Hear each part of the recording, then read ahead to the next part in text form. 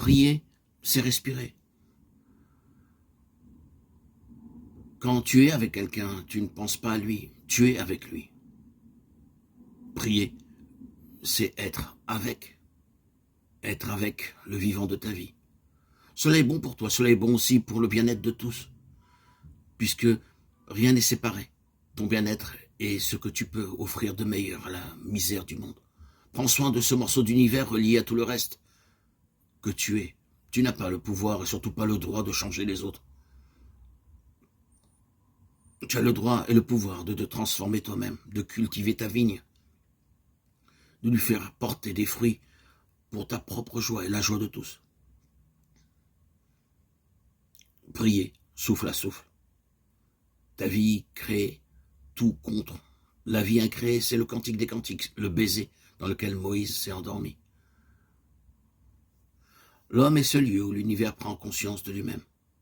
Plus encore, c'est le lieu où l'univers prie, où il peut avec attention reconnaître l'aval et l'amont du mouvement de la vie qui nous traverse. Prier, c'est se relier à son origine et à sa fin, se plonger dans le fleuve et goûter les fraîcheurs de la source et les vastitudes de l'océan. On peut ne pas savoir qui on prie, ni pourquoi on prie. Cela n'est pas une raison suffisante pour s'empêcher de prier. La rose fleurit parce qu'elle fleurit, sans pourquoi. L'homme prie parce qu'il prie sans pourquoi. C'est son être même qui fleurit, et son parfum porté par les vents donnera sa fragrance aux hospices oubliés où l'homme meurt et s'ennuie. Dire les choses ainsi est sans doute trop poétique. Il faudrait parler comme Teilhard de Chardin ou Sri Aurobindo, d'ondes positives qui se diffusent et améliorent le devenir du monde. Certains pourraient même quantifier et mesurer les ondes qui se dégagent de certains cerveaux en état de méditation ou de prière. Mais la qualité d'une prière, comme la qualité d'un amour, ne se mesure pas. Or, prier, c'est méditer avec le cœur.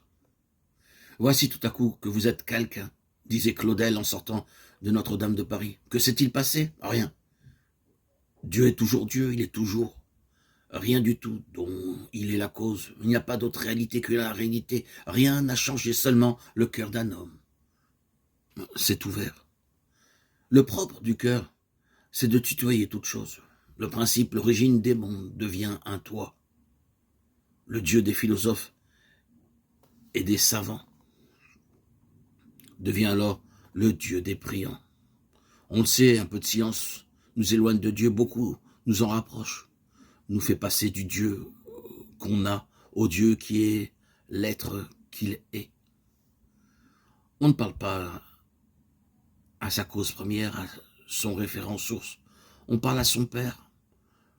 Le réel est toujours le même, mais le langage pour parler de ce réel a changé. C'est désormais le langage du cœur, celui de la prière.